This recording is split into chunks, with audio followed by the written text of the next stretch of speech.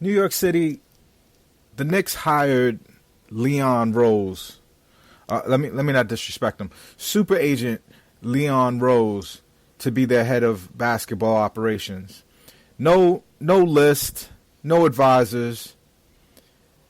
Basically, Dolan picked a dude that he used to go to Jeffrey Epstein's island with. Let's talk about basketball in New York City.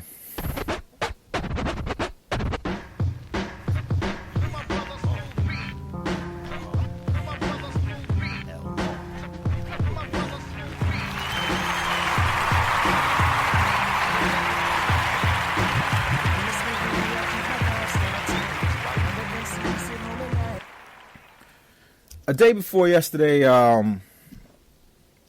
I started seeing reports that Dolan was serious about going after Masai Ujiri.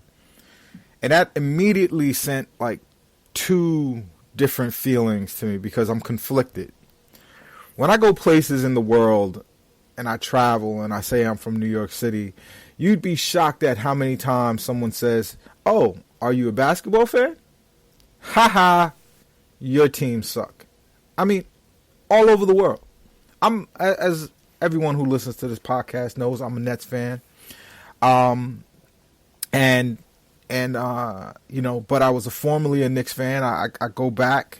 I told you I made the switch as soon as they came to Brooklyn. I'm a Brooklynite as well, and I could never go against a team with Brooklyn written right across the chest. But I still watch the Knicks with great passion because the people I love the Knicks. My friends and family are, I would say, 70% Knicks fans. A lot of the more ardent Brooklyn folks made the switch. A lot of my nuclear core family, mom, dad, and the like, switched over to the Nets. But I still watch with bated breath, hoping this team would make a great move. And I saw Masai Ujiri coming, so one side of me was like, "Oh wow, okay, all right." The Knicks are about to do something that's going to make them a force, and you do whatever it takes to get that guy here, to get proven results. You can't suck for this long. You can't have the worst record in the 2000s and get this wrong. So I said, finally, someone got into to Jim Dolan's ear, and they're gonna go all in and spend what they have to spend to get Masai out of Toronto. When I saw the news, I was celebrating that piece because I thought it just made too much sense. Like, it was just too smart. And then I got a DM from a friend, and then I got a DM from another friend, mostly in sports agent world, basically telling me to reel that back. Stop being happy. Leon Rose is getting the job. I didn't want to put it out there and say Leon, so I just made a tweet of the Knicks are about to hire a super agent. And I was really sad when I did it. And then everyone kind of hit me the next day on Twitter basically saying, "Oh, you got it right, you got it right." Listen, it's a small little circle in the media and marketing world in New York City. If you've worked in it, you've made friends in it. And if you're passionate about basketball like I am, sometimes your friends tell you stuff. I'm flabbergasted by the choice. But to make sure it wasn't my biased Nets fan self, I brought in a long-time fair arbiter of Knicks fan, or Knicks in general, news and info, a person I like to think of as a friend. We keep missing each other when he's in the States, but he's going to give a international point of view, and that's my guy, Robert Jersey. Robert, say hello to everybody. Hello, nice to be here. I'm thrilled that you came on, because we've been talking basketball on Twitter since I'm gonna say 2010, 2011. Is it? We go back that far, right, Robert? We go back pretty far, and actually, yeah, you and like one of your endeavors in the past. Your businesses were the reason for it. I visited New York frequently since the year 2006, and I started in 2008 to create the first New York Knicks specific blog in the German-speaking region. I intended it back in the days to as a diary for a book that I planned because, as you know, back in 2008, everyone thought that LeBron James is coming to the Knicks and saves them. Yeah. So I thought of myself, well, I'm getting into journalism. I want to write, so this blog helps me to remember the Larry Hughes and Chris Duhans of the world. And keep remembering the ugly path that the Knicks went on in order to get LeBron to New York. So in that time, I obviously started to read and to listen to a lot of people in the New York area in terms of the Knicks, because I knew that as a guy from Germany, I don't really have a lot of inside information. I talk about a team that's across the Atlantic. I don't really have a clue. I just know basketball. So I tried to immerse myself into the people that created the blogosphere, that created the general Knicks talk on Twitter, on the internet. And this is how we got to know each other, because back in the days, you had a business and we got to know with Tommy D. He worked for you, and I started writing for your website back in the days. That's right. And that was basically my first gig for a non-German speaking platform, which helped me tremendously to grow as a writer and just get more insights and repeatedly writing about basketball. So that was something that was very important to me. And to this day, I still operate my Knicks blog. I created the biggest German-speaking Knicks podcast.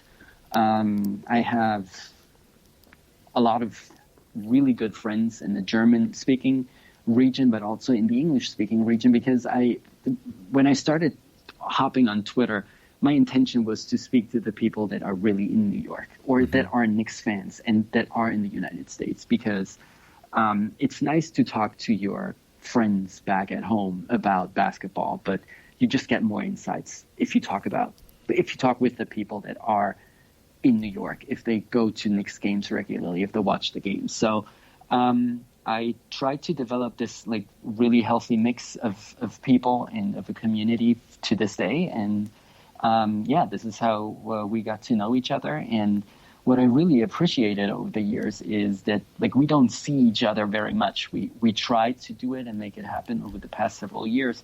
Never really worked out, but I have too many children. And you're a busy guy, but but we kept in contact through Twitter. We talked over Twitter. We talked about basketball, and what I really liked is that we never started bashing each other. Right. We always exchanged opinions, points of views, and we talked real basketball. And this is something that I really enjoyed, and that's why I'm really happy that we take on the opportunity to talk about basketball right now. Well, Robert, I owe you some fried pizza. It's my favorite thing, and when my friends come internationally, I just try to take them. So next time you're in town, which I'm sure you'll be here, we'll have some fried pizza and talk in real life. I'm always up for it. Anyway, I'm always up for it. So let's unravel this onion of a hiring, right? And instead of starting with the hire itself, let's remember who Leon Rose is. I'll give you mine after you say yours, but give me a Leon Rose interaction with the Knicks that you remember or that's notable at the top of your head. Well, I do know that he's one of the most powerful agents and brokers in the NBA. He was instrumental in the Carmelo Anthony trade several years ago with Masai Ujiri. He was part of CAA. And I think that he was also the agent of Andrea Bagnani when he came to the New York Knicks. That's right. So he's just somebody who's very connected. who's somebody who knows a lot of teams, a lot of management people and officials throughout the league, which is very important. Like he's a very influential man. So he's somebody who you plug in and who's very representative when it comes to the New York Knicks and their reputation. So this is something that I want to talk about a little bit later on. Yeah. Yeah. So we'll talk about that piece when we're talking about whether we think he's fit for the job or not. Yeah. Yeah. This is what I remember the most, and you brought up him being the agent for Andrea Bargnani. During the Carmelo years, before Phil Jackson, especially before Phil Jackson got there, then he and CAA basically ran the Garden. Yeah. The Knicks had a nice little plan. I always forget, is it Grunwald or Grunwald? What? Grunwald, yeah, Glenn Grunwald. Yeah. Glenn Grunwald was the president and GM or just the GM. And he had a trade lined up, I believe, for LaMarcus Aldridge. And he was trying to pursue that trade. He was in negotiation, hadn't pulled the trigger yet. And then CAA needed to find a new home for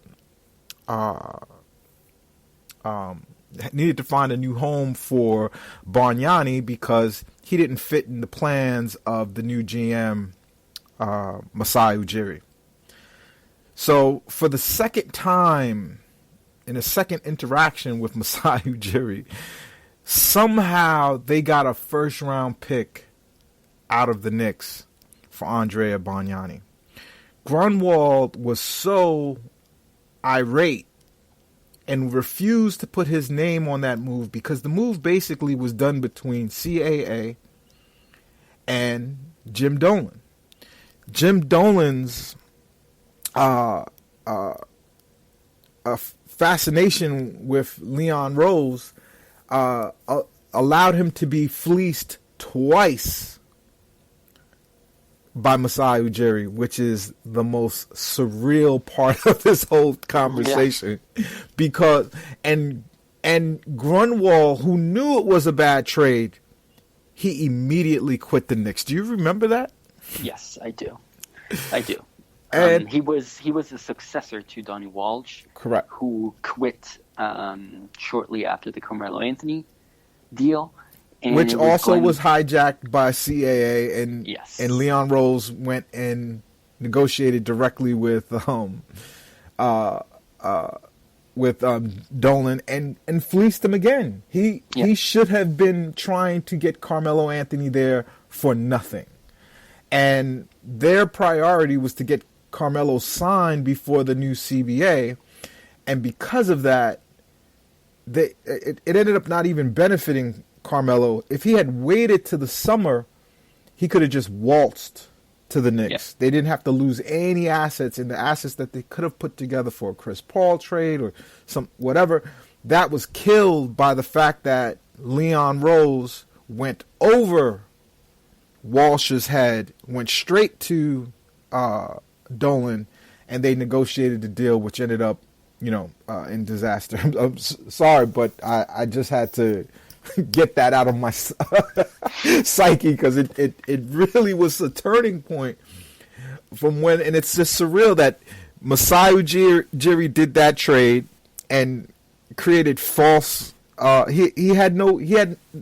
was leaving. Melo couldn't even go back to Denver, and he got so much out of that trade, and then Masai Ujiri again fleeces them for Bargnani. You can't make this stuff up. Sorry. Thoughts on that, Robert? I don't want to try to explain how these deals work because I don't really know. I was never involved in conversations like these, so you hear conflicting reports on each side. There's always the reports that Dolan interfered. then there is like just a straight up talk about Ujiri fleecing the Knicks. And parts of this, like, obviously is true because you see the result.